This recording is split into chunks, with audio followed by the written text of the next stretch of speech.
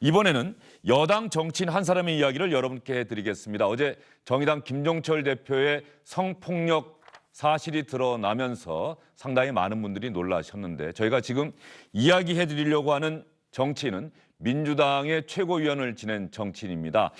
고 박원순 서울시장, 전 서울시장의 성추행 의혹과 관련해서 과거에 이 정치인은 이런 이야기를 한 적이 있습니다. 피해자가 아니라 피해 호소인이다. 나는 이 사건을 외부에 유출한 적이 없다. 한번 들어볼까요?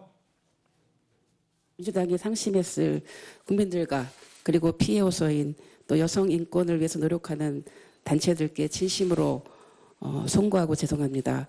무엇보다 피해 호소인이 현재 느끼고 있을 두려움과 당혹감에 마음이 아픕니다. 피해 호소인이 겪었을 고통에 대하여 위로와 사과를 드리며 무분별한 신상털기와 확인되지 않은 사실 유포 등 또 다른 가해가 중단되길 거듭 호소합니다.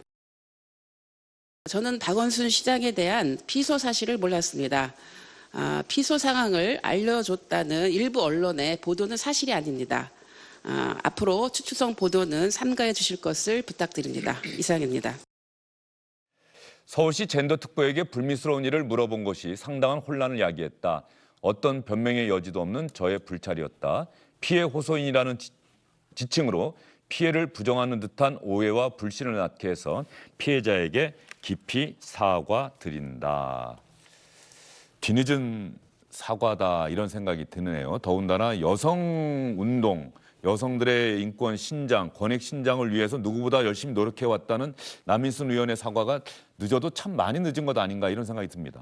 그렇습니다. 늦어도 너무 늦은 것이고 그 과정에서 있었던 일들이 보도되고 한 내용들을 보면 피해 호소인으로 명명하는 거에 있어서 그 피해자로서의 어떤 지위에 대한 의문을 제기하는 방식으로 이 피해 호소인이라는 명명이 이루어졌다는 게 여러 이제 증언들을 통해서 나타나고 있고 그리고 그러한 논의를 또 주도한 사람 중 한 명이 남인순 의원이었다는 거 아닙니까? 그런 점에서 사실은 본인이 이제 좀 주도해온 여성운동이라든가 이런 가치를 스스로 좀 훼손한 부분이 있기 때문에 사실 늦은 사과가 굉장히 유감스러운 부분이죠. 그런데 더더욱 지금 유감스러운 것은 그나마 이렇게 지금 사과라도 한다면 그게 다행이라는 겁니다. 지금 국가인권위의 이제 직권조사 결과가 나왔음에도 불구하고 이거 인정하지 못하겠다고 하는 이 여당 지지자들이 굉장히 많이 있고 그리고 국가인권위를 뭐 법적으로 어떻게 뭐 고발을 한다든지 이런 시도를 하겠다는 또 일부 단체도 있습니다.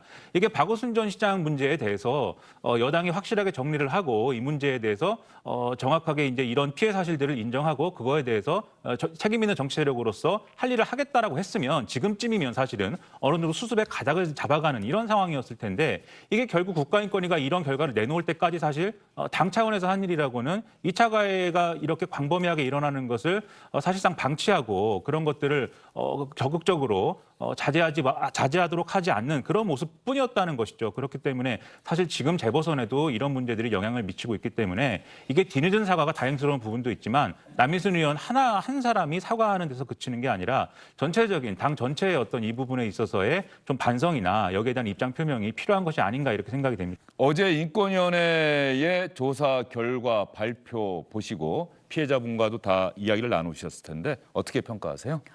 구체적인 피해 사실에 대한 적시는 없었지만 그 미래를 지향하는 어떤 제도 개선에 대한 입장을 분명히 해주신 점에 대해서는 굉장히 의미 있는 결정이었다라고 저희는 보고 있습니다. 인권위원회 조사 결과 나오고 피해자분은 이제 그동안 계기가 있을 때마다 자신의 생각을 변호인단 통해서 밝혔었는데 네. 어제는 어떤 생각을 밝혔습니까?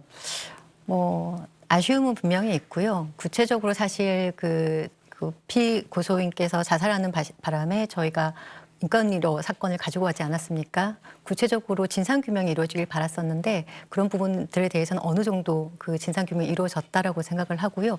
이제는 좀 미래를 향해서 본인도 이제 사회복귀를 하고 그런 부분들에 대한 그런 마음을 전달해 왔었습니다. 일상으로의 복귀, 네. 이 부분이 이제 피해자 부분이 중요합니다. 가장 네. 중점을 두고 맞습니다. 그것이 잘 이루어져야 한다. 네. 그 변호인단은 앞으로 그 일상으로의 복귀가 말은 쉬운데 이게 어떻게 가능할까요?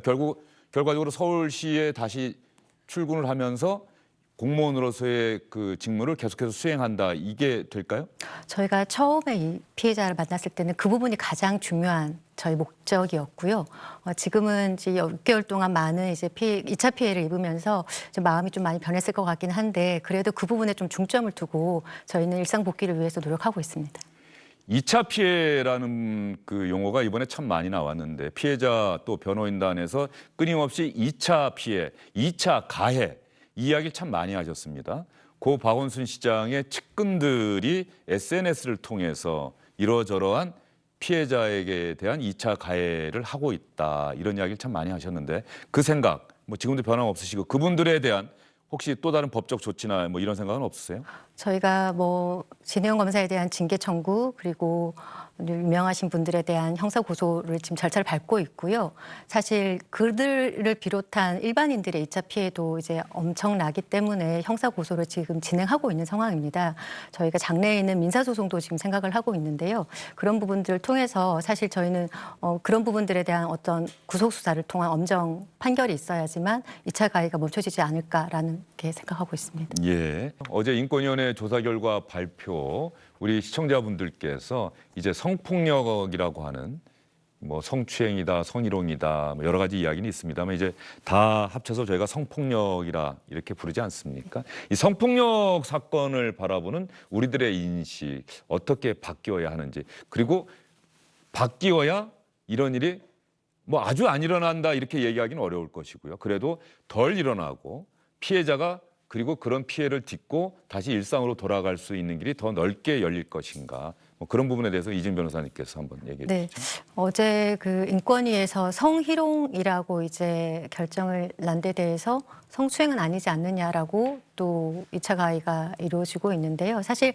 그건 초기에 저희가 말씀드렸지만 국가인권위원회 법에 따른 국가인권위원회의 그 판단 대상 범위가 거기에 이제 국한되어 있기 때문에 그런 결정이 냈다고 생각을 하고 그 부분 안에는 성추행도 내포되어 있습니다. 그래서 그 아주 귀결점으로 아주 기준을 제시한 부분에 대해서는 아까 말씀드렸던 권력관계, 조직적 위계 문화 질서 내에서 공적 영역 이런 부분들을 다 짚어주셨기 때문에 그 전 국민에 대해서 뭐 성희롱 예방 교육이 철저하게 이루어져야 될 것 같고요. 이런 낮은 보편적인 그런 성인지 감수성을 이제 뛰어넘는 사회 문화가 바뀌는 계기가 되어야 되지 않나라고 생각을 합니다. 예.